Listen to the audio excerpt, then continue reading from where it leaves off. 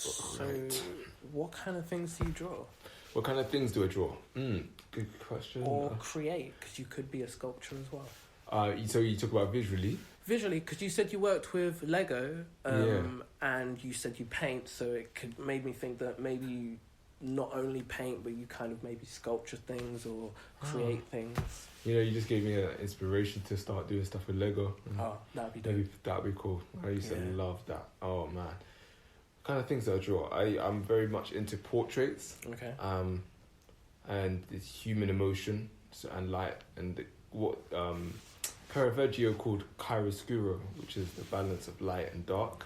Who is the Caravaggio? Caravaggio. Yeah, he was like when I was in art in A levels, he studied we studied this guy called Caravaggio. Okay. He was in like the 17th century, this artist. He was quite notorious, if I remember correctly. By the age of 31, he got like exiled from Italy or something like that. He was on the run from the Pope or something because he was just a bad man, you know what I mean? Yeah. And so he had this technique which he used to do a lot of like balancing like contrast of light and dark. So using shadow to kind of create emotions and shapes. And it's something I really loved and connected with. And something I really love to do now. Oh, that's cool. So in my paintings, I like to draw people laughing or in their states of emotion and using colours to kind of express that. Oh, that's nice. Love to see some of that. Yeah. And what do you do if you were to hit, say, writer's block? What would I do? And what would you do to overcome it? Knowing that that's all part of the process, yeah, isn't it? And knowing that if there's a reason that I'm feeling blocked, what is the reason? Are there things that I'm not releasing? Because this is like a sink. If I'm not releasing things, I'm not cleaning out that sink, it's going to get blocked up. So, okay, cool. What kind of things do I need to do? I need to have some conversations with myself. What's going on in my brain? What sort of things am I hiding from myself? What sort of things are going on in my life? Because sometimes there's other things that are taking me away from that creative mode. And just being like, okay, accepting that and using that as an opportunity to reflect, to work on other things. There's always something to do. Yeah. So I don't feel always like frustrated, like, why am I not creating? Because it's all part of the process. You have your ups and your downs. That's true. Your ebbs and your flows. Ebbs and your flows, yeah. I just always find it as an interesting question to ask people what they do to get over writer's block and if they think it's a big problem or not, you know. People give different answers, but that's a very nice answer. That's actually similar to I did a podcast, an episode, not on my podcast, but someone else's podcast I hosted. We did an episode on writer's block. Okay. And the answer that you gave was basically the gist of what we got by the end of the episode, because the episodes are kind of like, we know what we're going to talk about, we don't fully understand it until we've had the discussion and we get to the end. So once, basically in a nutshell, the answer that you gave is the answer that we came up with at the end of the episode, right. Which is really interesting. I think that's just one very important key to life, acceptance. Yeah. And just like accepting whatever state we're in, even when we're in those low states. Yeah. Like I remember I had a period, like a week and a half of like depression where I was just in my bed and I didn't really want to do anything. And I think the only way I really got out of it has been like, you know what? Why am I trying to fight this? Accept the fact that I'm feeling low and let's look into why I'm feeling low, what kind of things I can do. And then 2 days later I was out of that. That's good. And I think acceptance is fundamental to life. Acceptance and reflecting. What inspires you to create things? Oh, so many things. Depends. If I travel, I get a lot of inspiration. Like I like to go backpacking around. I came back from LA. Where I was there for a month. And then before that, I was in South America for 6 months. Cool.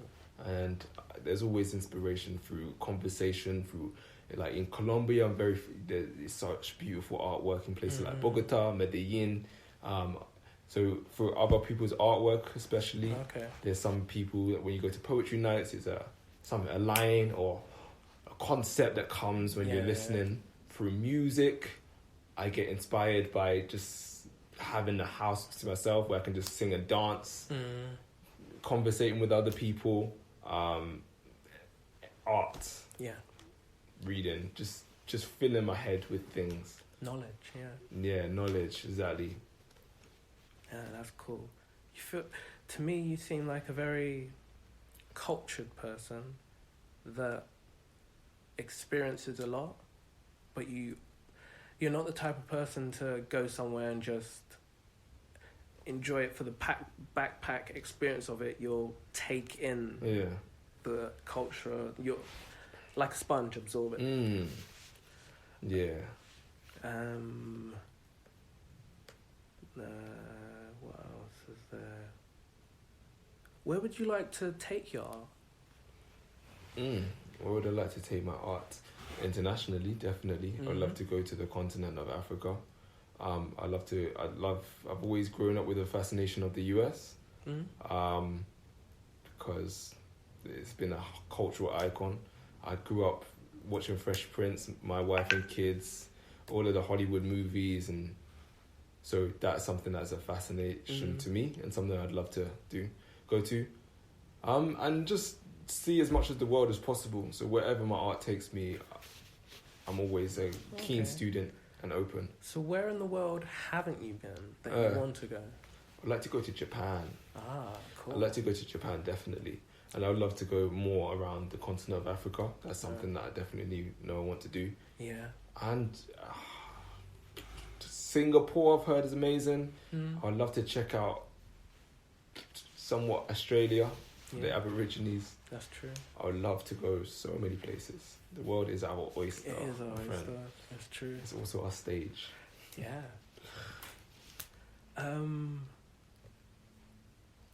Yeah. I think I'll leave it there with the questions. Okay. Because, it's been an interesting chat I've had. Definitely. Do you have anything to plug? Yeah, definitely. So my Instagram page is Trees with Roots. Cool. I have a website which is treeswithroots.online. You can check out my stuff there. What do you just have poetry on there? I have everything at the moment. Poetry, art. Poetry. I did a mural when I was in Colombia. Any like visual art that I create, I put up there. And also something I would like to plug is the men's circle, the Melanin Men's Circle. So I host a space for black men to come and to talk about their feelings and to talk about issues that are affecting us as a community. We meet once a month, not once a year, once a month, and it's a really safe space where I've got a lot of great feedback of a space where we can actually just be ourselves and talk about things without fear or judgment, or just where we can be understood. Yeah. So the Melanin Men's Circle. And where do you meet? So at the moment, we've moved location into Lewisham, the Orchard Gardens Community Centre. If you follow me on Trees with Roots on Instagram or get in contact with me, I can let you know even more. I'll put it all in the description on the episode notes and everything like that. And one thing I didn't do. Do you have a poem that you'd like to share with us? Do I have a poem that I'd like to share with you? Yeah, I do. I didn't. It's in the back of my mind. Let me just quickly check out my phone and see if I've got a short one. Yeah. This is called No Place Like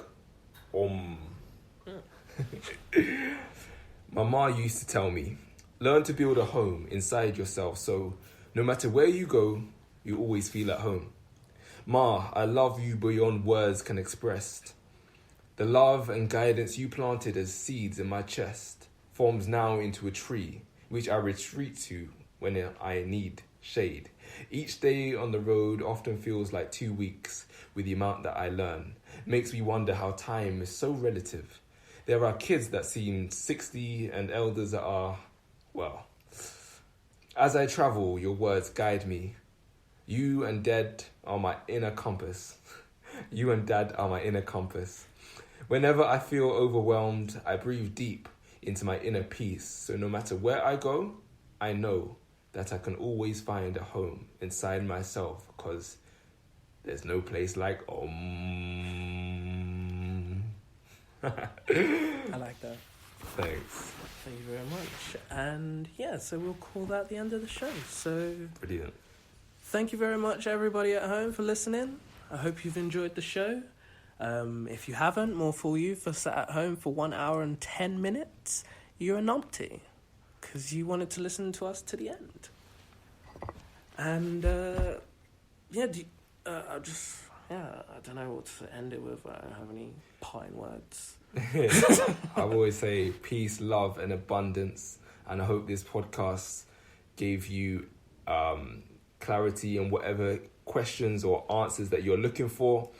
And yeah, always searching for that journey and that growth to become one as a people. Not just humans, but animals and trees. I sound like a hippie, but I know, right? ooh-wee. You know what I mean? Blessings. Lots of love. Peace and love. Thank you and goodbye.